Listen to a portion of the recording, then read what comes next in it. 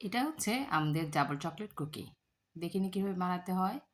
Butter, sugar আর সকল dry ingredients যেমন cocoa powder, ময়দা, তারপর বেকিং পাউডার দিয়ে হালকা একটু মিক্স করে নিব।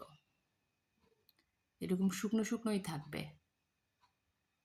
একবার স্ক্র্যাপ করে আরেকটু মিশিয়ে নিয়ে চকলেট চিপস আর কিছু চকলেট কুচি সুন্দর করে একসাথে মিশিয়ে ওই এর সাথে ঢেলে দেব শুকনো উপকরণগুলোর সাথে। তারপর একটু হালকা হাতে মিক্স করে প্যাডেল অ্যাটাচমেন্ট দিয়ে অবশ্যই একটা ডিম একটু ফেটে নিয়ে যেন সুন্দর করে গুলে যায় তার সাথে আমরা সেই মিক্সচার দিয়ে দিব। খুব সফটলি এটাকে মিক্স করতে হবে যতক্ষণ না বোলটা ক্লিন হয়ে যায়। খুব বেশি মিক্স করা যাবে না।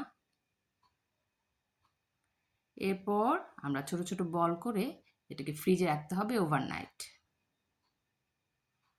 পরের দিন বেক করব 180 ডিগ্রিতে 20 থেকে 22 মিনিট। এই যে দেখেন, খুব সুন্দর ডিলিশিয়াস, উপরে শক্ত ভেতরে সফট।